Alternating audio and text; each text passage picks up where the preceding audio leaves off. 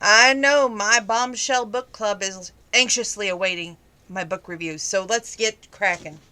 This one is by Donna Grant, A Cowboy Like You. What drew me to this book? Well, if you can't guess, I thought the cowboy favored Ryan Pavey. Doesn't he? Anyway, the heart of Texas, and let's read the back of this novel. In the heart of Texas, a heartthrob cowboy may get his second chance at love. Danny Olderman, the handsome Lone Star Sheriff, is still single. He tells himself, and anyone who asks, that he is married to his job. And what matters most is keeping the people of this beloved Texas hometown safe. The truth? Danny still hasn't gotten over his high school crush. She moved far away after graduation and took Danny's heart with her.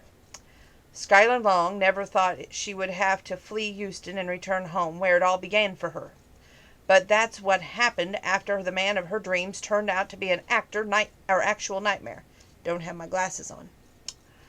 Now Skylar is desperate to escape her obsessive boyfriend. Nothing shocks her more than seeing Danny again and realizing their long-ago attraction is more powerful than ever.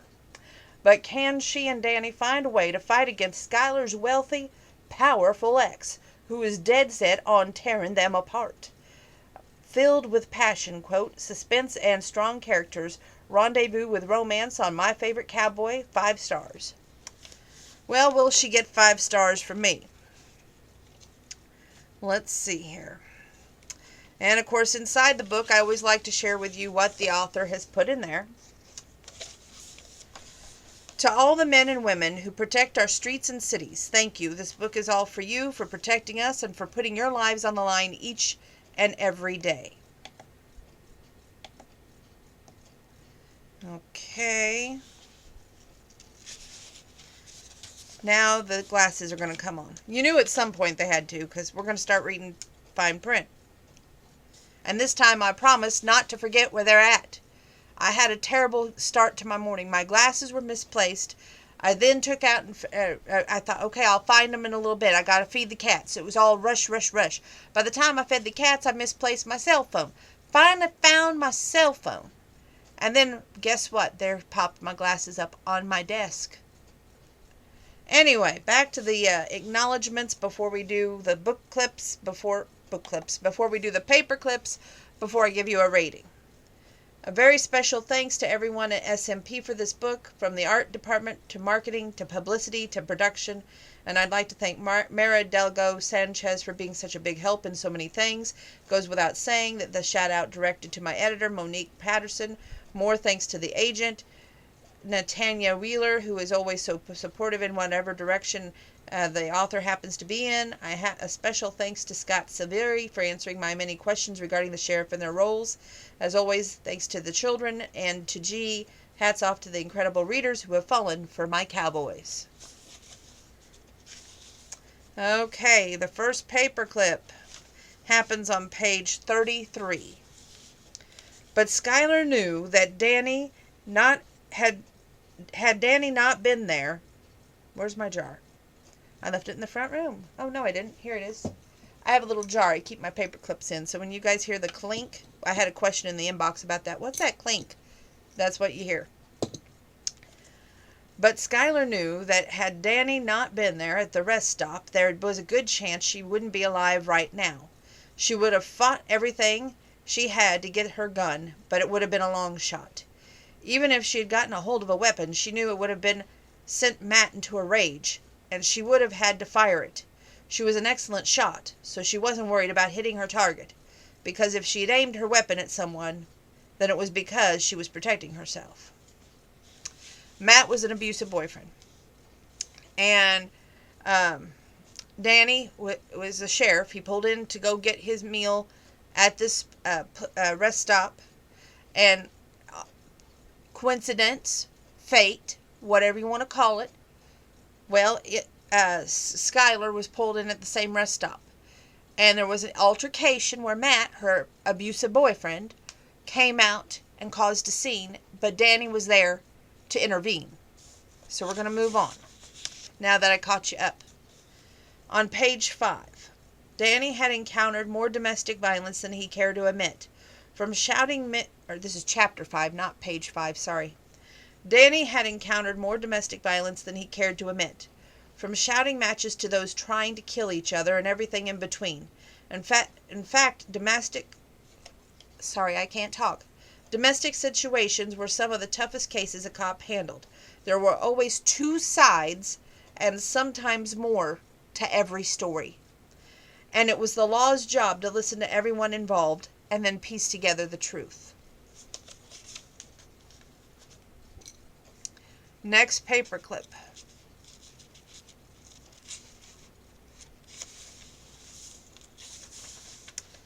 Page 104. How ironic, since she hasn't been able to get out of this town fast enough. Yet it was her hometown, and Danny, that reminded her of who she once been. Both also helped her to find her strength, though that she thought she had lost. It saddened her to think of that they had spent so many years not realizing how unhappy she was. She had a good job, but it didn't satisfy her as once it had. She had friends, but none she trusted enough to help her with the situation with Matt.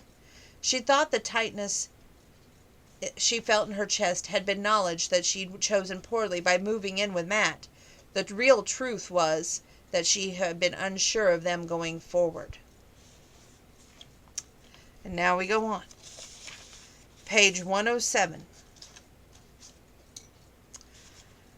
That made Schuyler's stomach quiver with excitement. Have you ever been in a situation where everything suddenly makes sense, that you just know you're where you're supposed to be?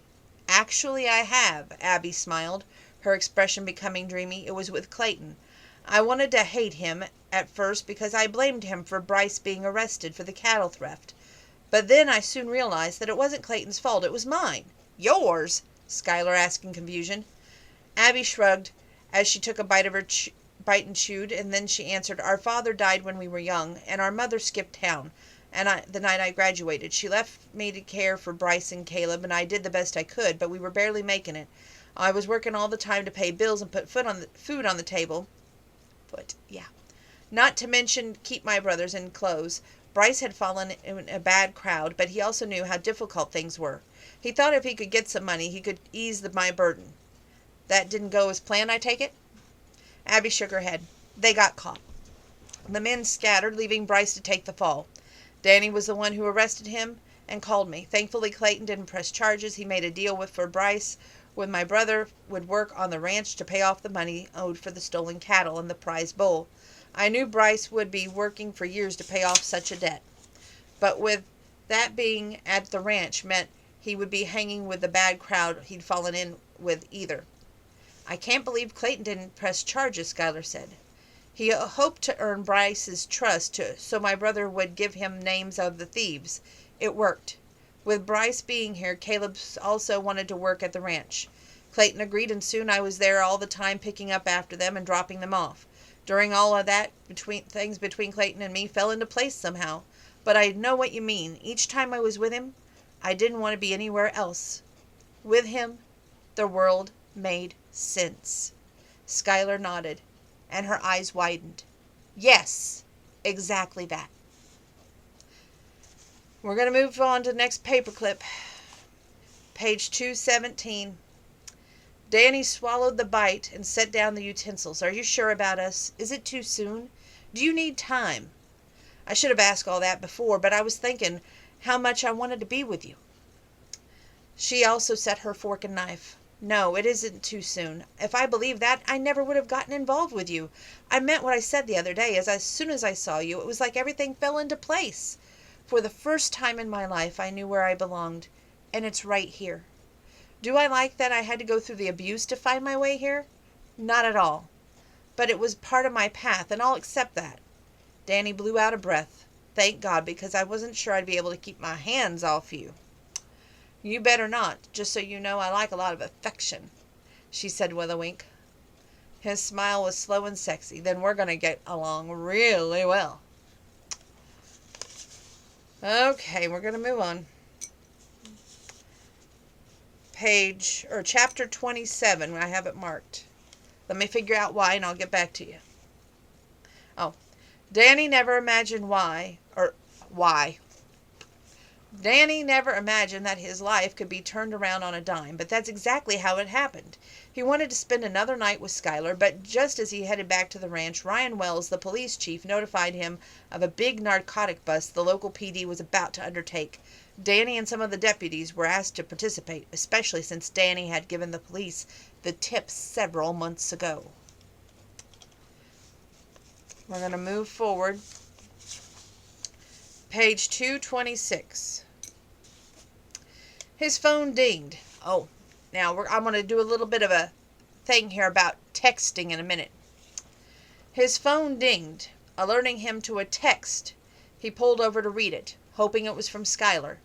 He smiled when he read her name, or saw her name. But it melted away as he read her text, his stomach nodding in apprehension. Danny, I had a good time last night, and I really wanted this to work, but I need more time.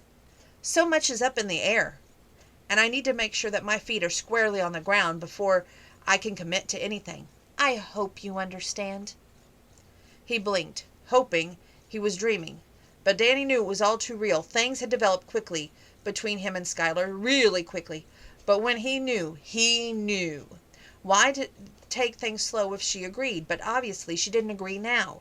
What did the text mean, though? Was it over between them before it even gotten started? Or was it just the pressing of a pause button?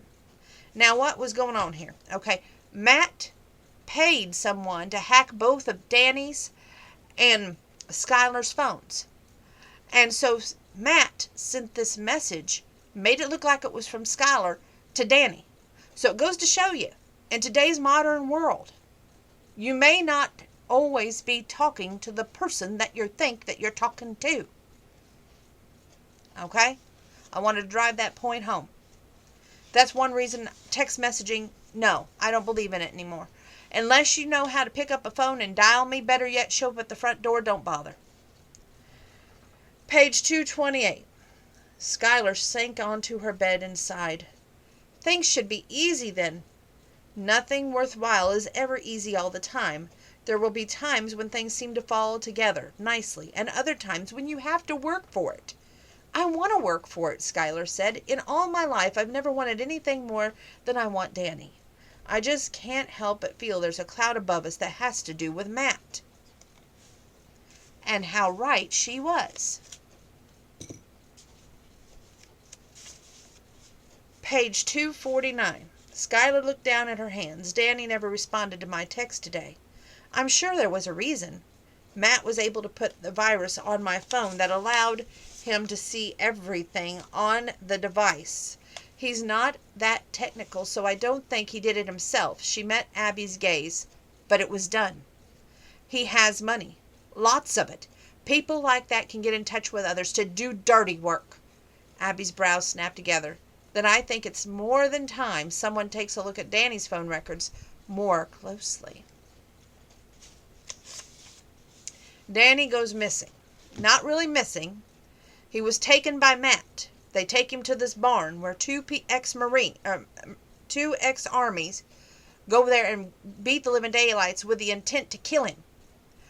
Meanwhile, Skylar, who's safe and sound, is now going to put herself in danger and just to get Danny back. Little do we know, Danny breaks free from this almost death situation. And he now is trying to find Skylar. Question is, will he be successful? Page 255.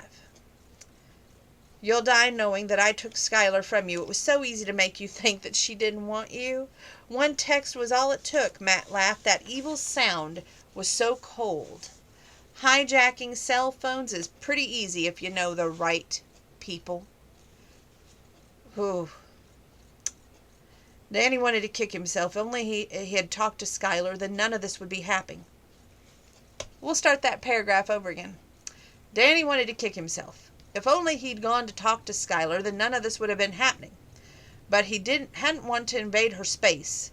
If she really did want time, reading that she didn't want to see him over a text message had been bad enough.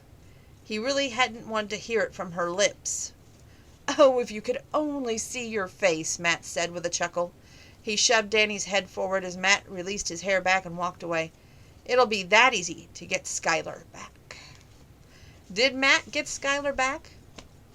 The only way to find out if right versus wrong won, if Skylar ended up with Matt or Danny, is to read this book.